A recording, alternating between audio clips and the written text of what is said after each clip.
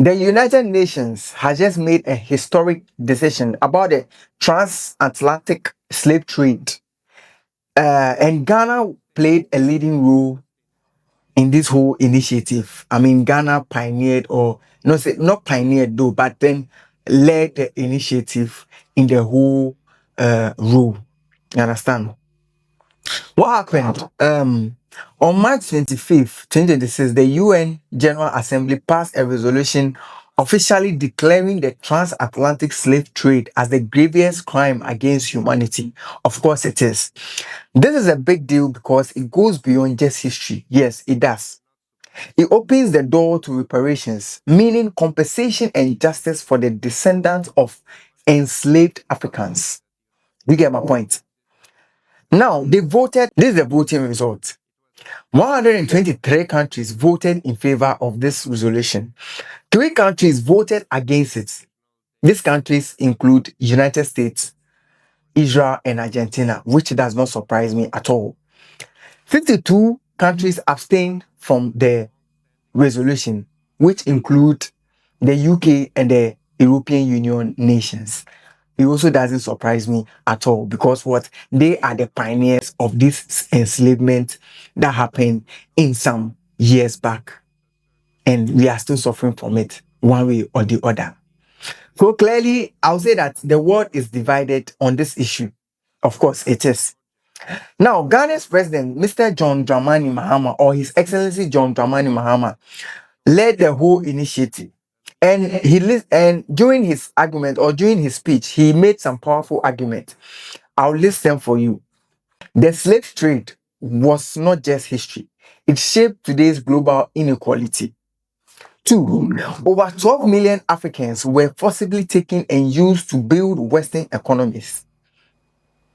That is why today you go to the Western countries, the European countries, you find their country very beautiful and all that. Ask them who built it for them. Yes, just ask them who built it for them. 3, he pushed that the world must face the truth and correct it, which is all that we want. He also criticized the attempt to erase Black history globally, warning that ignoring the past will change future generations. Which is true. If you are trying to ignore the past, it is going to damage the future generations to come because they wouldn't know their history. They wouldn't know what their forefathers, what their fathers, what their grandfathers went through or fight for. But his main point was this: justice delayed is justice denied. Africa deserves recognition and repair. As simply as that. But then also the foreign minister of Ghana, Honorable Samuel Okudzeto-Ablakwa, also supported the call, but then clarified something very important. There were some speculations that they were going in for money, but then he said what? Reparations are not just about money. They should include education funds, development programs, cultural restoration, return of stolen artifacts. In simple terms, we are not begging. No, nobody is begging anybody for money. We are demanding justice and long-term support. No, we didn't come to beg for money. The African countries, the whole of Africa is not coming to beg for money. We are calling for justice and long-term support. You support us by not putting too much weight of collaterals and a whole lot of tariffs and those things on us. That is what we are asking for. Why some countries opposed it? Countries like the US and some European nations argue that slavery wasn't illegal at the time.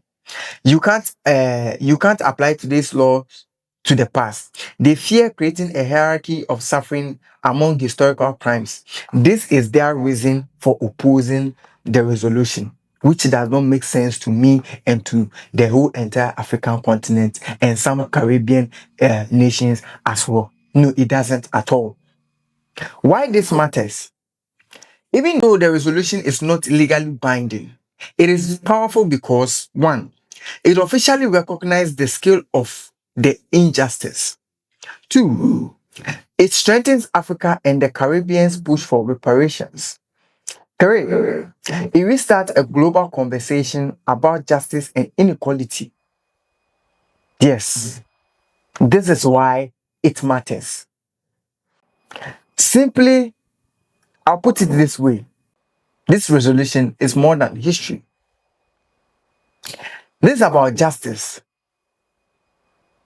This world has finally acknowledged the truth. But then my question to you, my viewers, are they going to act on it? Or are we going to act on this resolution? Or these reparations? Are they? I end here by saying that kindly let me know your thoughts in the comment section. Subscribe, like, and share the video as well. Peace out.